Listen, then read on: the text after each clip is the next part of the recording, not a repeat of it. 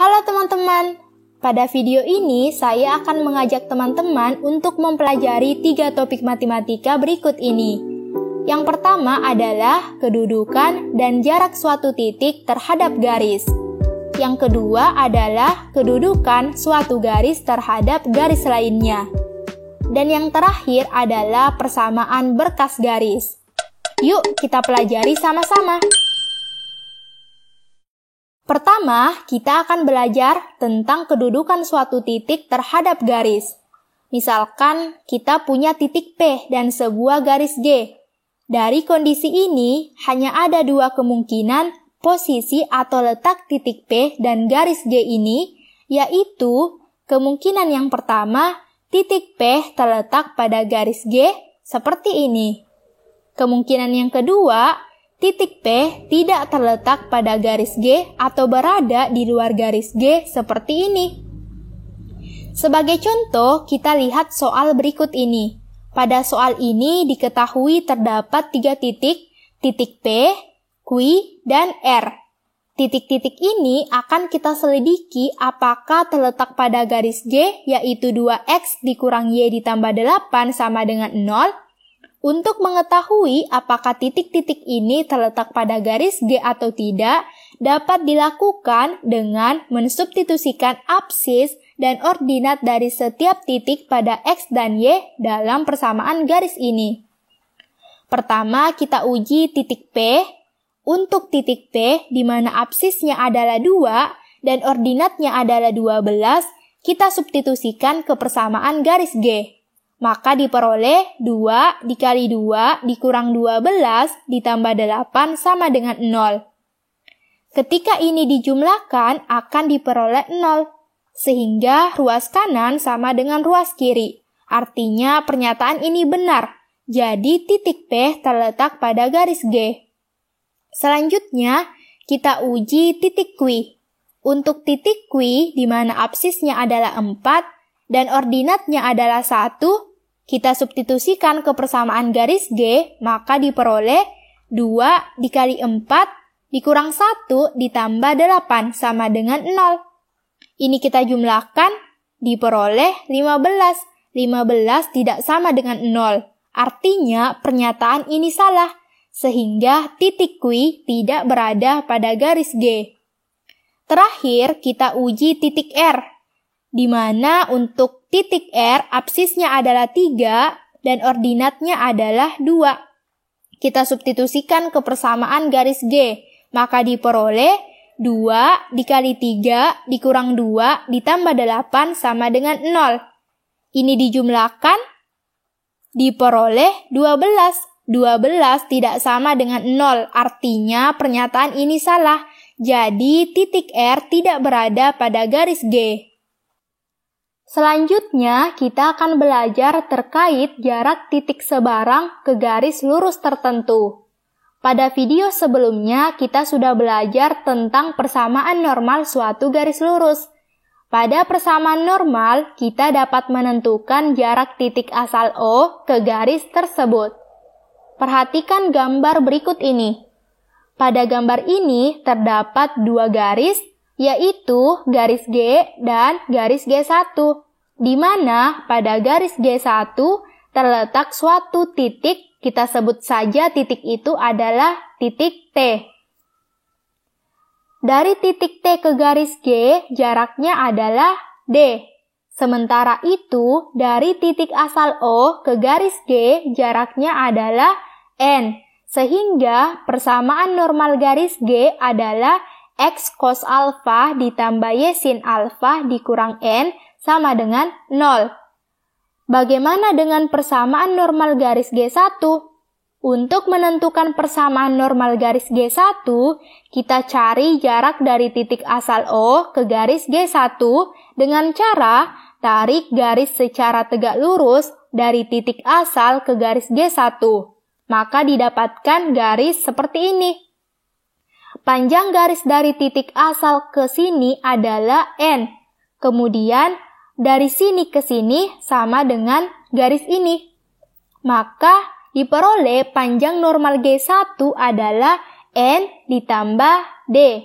sehingga persamaan normal garis G1 adalah X cos alfa ditambah Y sin alfa dikurang N ditambah D sama dengan 0. Karena titik T berada pada garis G1, maka koordinat-koordinat titik T memenuhi persamaan garis G1, sehingga diperoleh X1 cos alfa ditambah Y1 sin alfa dikurang N ditambah D sama dengan 0. Artinya, panjang D ini atau jarak dari titik T ke garis G sama dengan X1 cos alfa ditambah Y1 sin alfa dikurang N. Nah, pada gambar ini perlu diingat bahwa posisi titik O dan T terletak berlainan pihak terhadap garis G. Bagaimana kalau titik asal dan titik T ini terletak sepihak terhadap garis G? Perhatikan gambar berikut ini. Terdapat garis G dan garis G2. Pada garis G2 terletak titik T. Dari titik T ke garis G panjangnya adalah D. Sementara itu dari titik asal O ke garis G jaraknya adalah N. Sehingga diperoleh persamaan normal garis G adalah X cos alfa ditambah Y sin alfa dikurang N sama dengan 0. Untuk menentukan persamaan normal garis G2, kita harus menemukan panjang normalnya yaitu jarak dari titik asal ke garis G2. Maka diperoleh panjang normalnya adalah N dikurang D. Sehingga persamaan normal garis G2 adalah X cos alfa ditambah Y sin alfa dikurang N dikurang D sama dengan 0. Karena titik T berada pada garis G2, maka dapat dituliskan persamaan normal garis G2 adalah X1 cos alfa ditambah Y1 sin alfa dikurang N dikurang D sama dengan 0. Dari persamaan normal tersebut dapat diperoleh panjang D atau jarak titik T ke garis G yaitu D sama dengan negatif X1 cos alfa ditambah Y1 sin alfa dikurang N. Karena D adalah jarak, maka nilainya haruslah positif, sehingga di sini harus diberi tanda mutlak. Dari penjelasan tersebut, dapat disimpulkan untuk menentukan jarak suatu titik ke suatu garis tidak perlu lagi memandang titik itu dengan titik asal O berada pada sepihak atau di lain pihak terhadap garisnya. Dan perlu diingat bahwa rumus ini hanya berlaku ketika persamaan garisnya merupakan persamaan normal. Nah, bagaimana jika persamaan garisnya itu bukan merupakan persamaan normal? Jika persamaan garisnya merupakan persamaan bentuk umum, maka untuk menentukan jarak suatu titik pada garis tersebut, persamaan bentuk umum itu harus diubah ke dalam bentuk persamaan normal. Karena persamaan normal dari AX ditambah BY ditambah C sama dengan 0, bentuknya seperti ini, maka jarak titik, kita misalkan titik itu adalah titik T, ke garis tersebut dapat ditentukan dengan rumus D sama dengan mutlak AX1 ditambah BY1 ditambah C per akar dari A kuadrat ditambah B kuadrat. Jika persamaan garisnya berbentuk Y sama dengan MX ditambah N, bentuk persamaan normal garis Y sama dengan MX ditambah N berbentuk seperti ini. Maka jarak titik, kita misalkan titiknya adalah T, ke garis tersebut adalah D sama dengan mutlak dari Y1 dikurang MX1 dikurang N per akar dari 1 ditambah M kuadrat. Perhatikan contoh berikut ini. Pada soal ini, kita diminta menentukan jarak dari suatu titik P ke garis G. Pertama, kita jawab bagian A. Pada bagian ini diketahui titik P-nya adalah 2,3 dan garis G-nya yaitu 3X dikurang 4Y dikurang 3 sama dengan 0. Karena persamaan garisnya merupakan persamaan bentuk umum, maka untuk menentukan jarak titik P ke garis G ini, kita gunakan rumus D sama dengan mutlak dari AX1 ditambah BY1 ditambah C per akar dari A kuadrat ditambah B kuadrat. Di mana absis dan ordinat titik P berperan sebagai X1 dan Y1. Koefisien X sebagai A, koefisien Y sebagai B, dan C adalah negatif 3. Kita substitusikan nilai yang diketahui diperoleh mutlak 3 dikali 2 dikurang 4 dikali 3 dikurang 3 per akar dari 3 kuadrat ditambah negatif 4 kuadrat. Ketika ini kita jumlahkan, maka diperoleh 9 per akar 9 ditambah 16. Akar 9 ditambah 16 itu sama halnya dengan 9 per akar 25.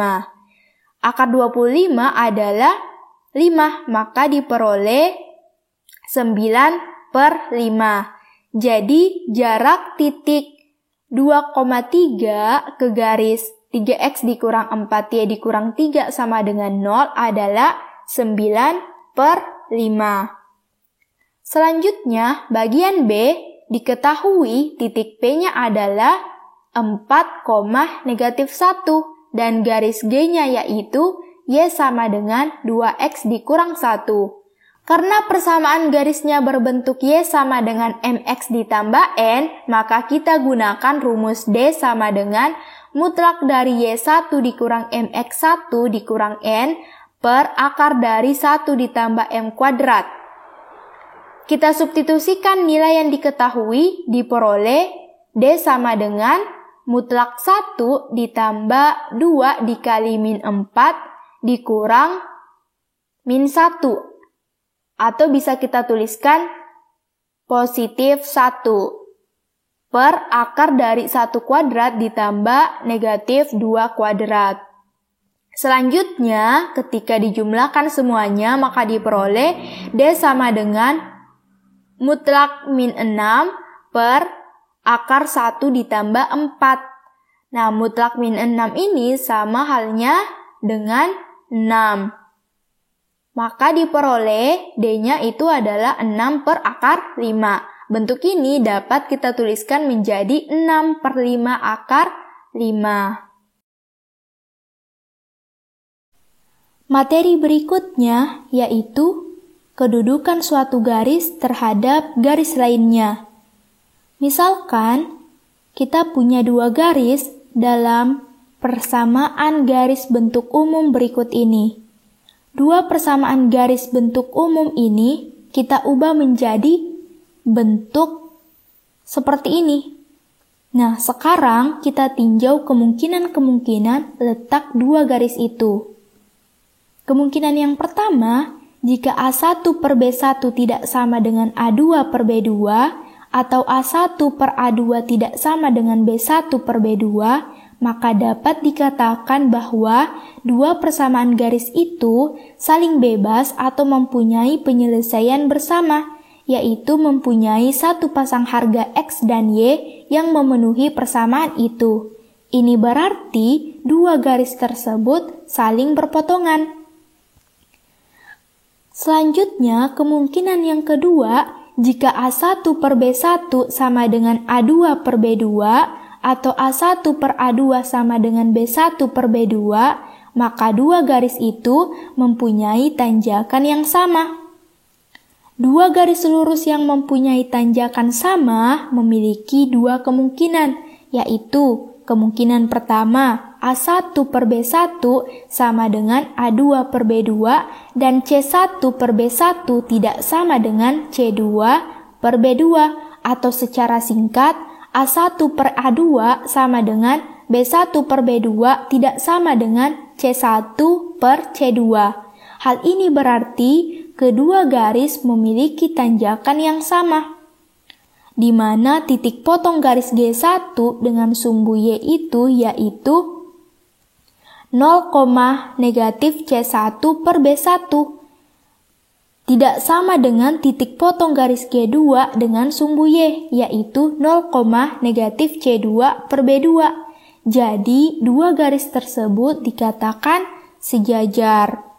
Kemungkinan yang kedua, A1 per B1 sama dengan A2 per B2 dan C1 per B1 sama dengan C2 per B2 atau secara singkat A1 per A2 sama dengan B1 per B2 sama dengan C1 per C2.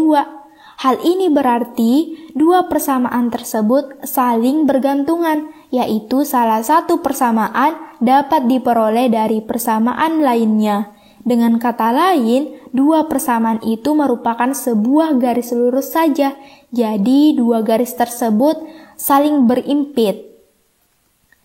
Perhatikan contoh berikut. Pada soal ini, kita diminta untuk menemukan manakah garis-garis yang saling berpotongan, sejajar, atau berimpit. Dari garis-garis yang diketahui dalam soal ini, terdapat garis G1, G2, G3, dan G4. Untuk menyelesaikan soal ini, persamaan garis yang diketahui kita ubah ke dalam bentuk persamaan garis yang seperti ini. Nah, ketika kita ubah persamaan garisnya menjadi bentuk seperti ini, maka akan sangat mudah kita menemukan tanjakan setiap garisnya atau gradien dari setiap garisnya. Nah, tampak bahwa tanjakan-tanjakan garis G1 dan G2 berbeda, maka G1 dan G2 berpotongan. Tanjakan garis G1 sama dengan tanjakan garis G3. Dan titik potong garis G1 dengan sumbu Y yaitu 0,2 tidak sama dengan titik potong garis G3 dengan sumbu Y yaitu 0, negatif 5 per 6. Jadi garis G1 sejajar dengan garis G3. Selanjutnya, G1 dan G4 itu berpotongan karena tanjakan garis G1 dan G2 berbeda. Nah, selanjutnya, G2 dan G3 berpotongan karena tanjakan garis G2 dan G3 berbeda. Kemudian, garis G3 dan garis G4 berpotongan karena tanjakan garis G3 dan G4 juga berbeda. Nah, berikutnya, garis G2 dan G4 berimpit karena memiliki tanjakan dan titik potong yang sama. Perhatikan contoh soal berikut ini. Pada soal ini, kita diminta untuk menentukan persamaan garis lurus yang melalui titik 3,5 dan sejajar dengan garis 2Y dikurang 4X ditambah 7 sama dengan 0. Untuk menyelesaikan soal ini, langkah pertama yang kita lakukan adalah mengidentifikasi apa yang diketahui dalam soal tersebut.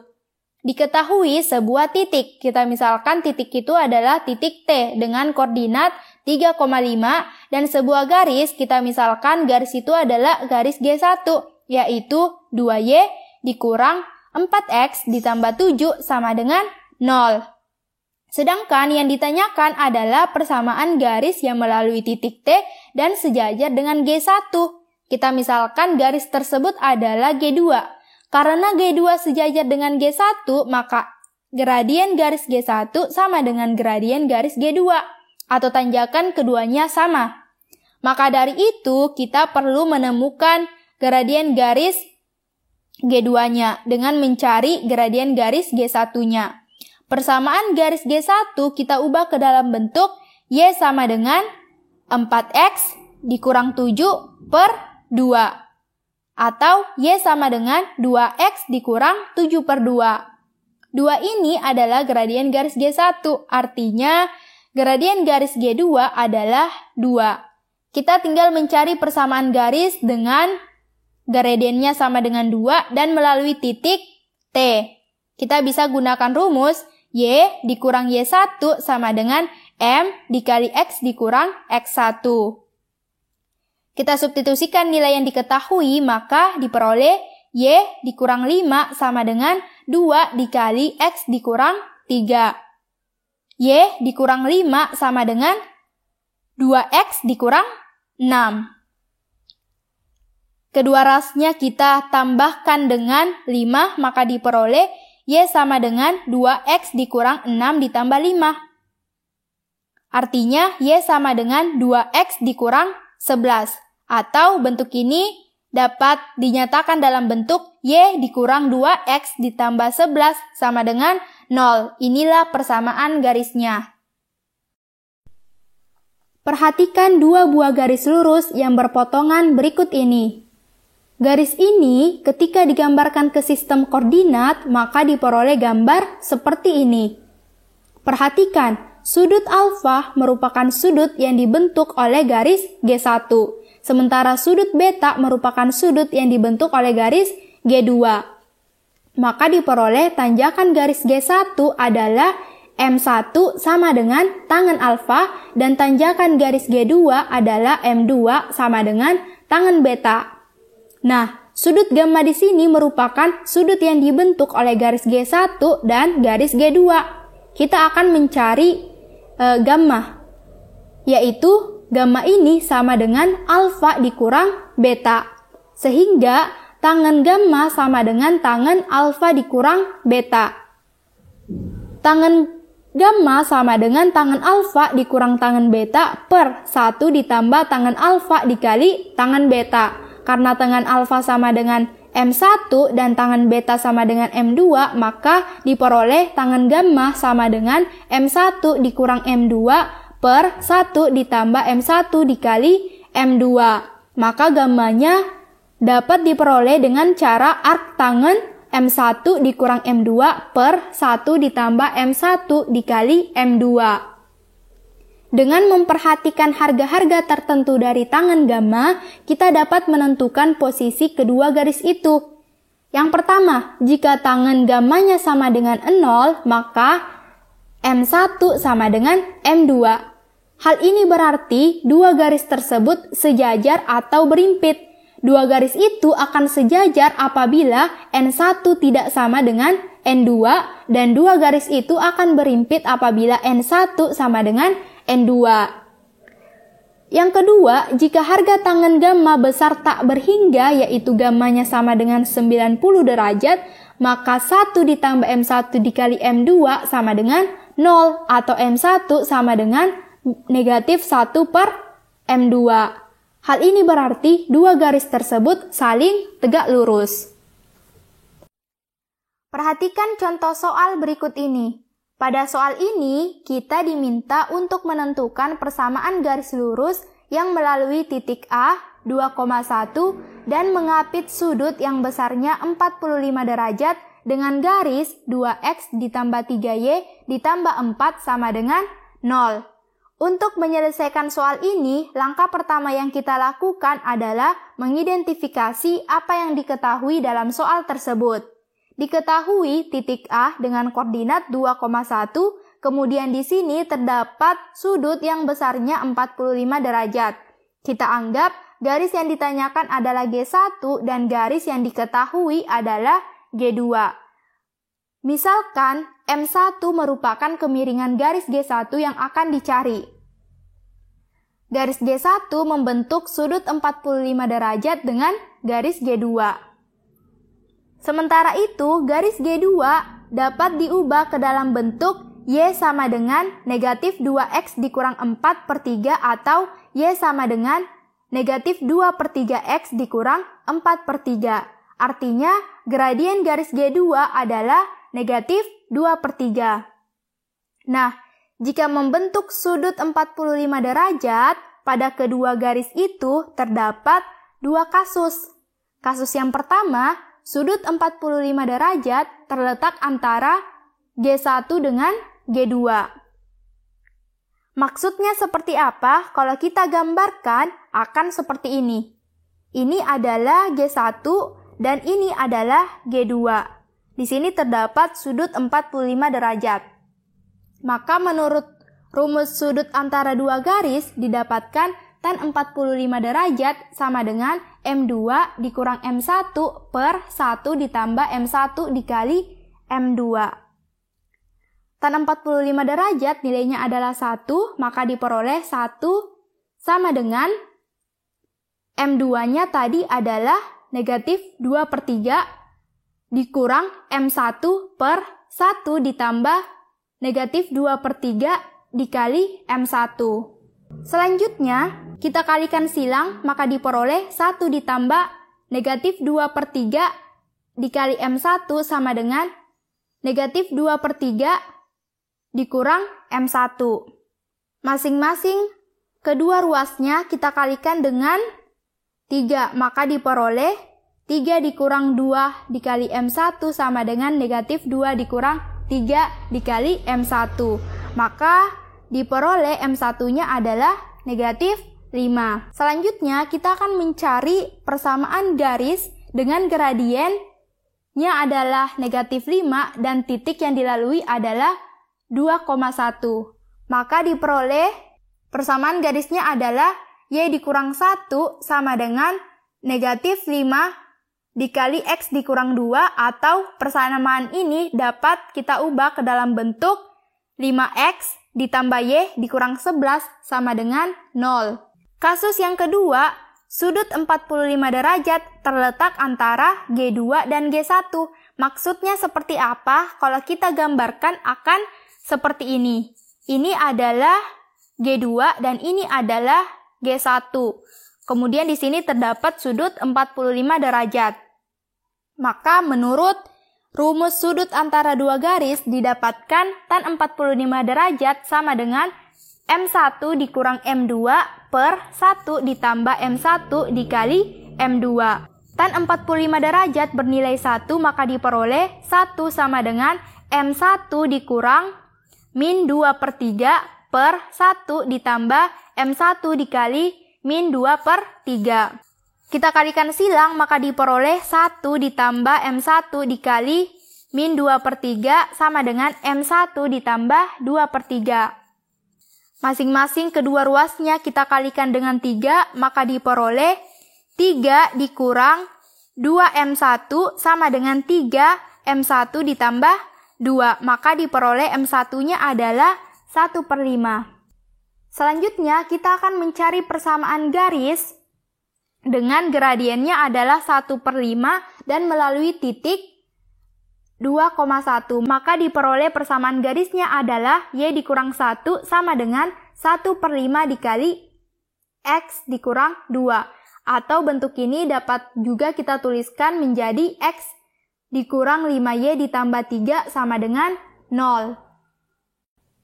Selanjutnya, kita akan belajar persamaan berkas garis. Apa sih berkas garis itu? Berkas garis adalah himpunan garis-garis yang melalui satu titik. Misalkan kita punya dua garis G1 dengan garis G2. Kedua garis tersebut saling berpotongan di suatu titik ini. Dari kondisi ini, pasti dapat dibentuk garis berbeda yang juga melalui titik potong ini, seperti garis yang ini, dan lain-lain. Nah, kita misalkan garis ini adalah G3. Bagaimana cara menentukan G3? G3 dapat ditentukan dengan G1 ditambah lambda G2 sama dengan 0. Bentuk umum dari persamaan berkas garis adalah AX ditambah BY ditambah C ditambah lambda dikali PX ditambah QY ditambah R sama dengan 0.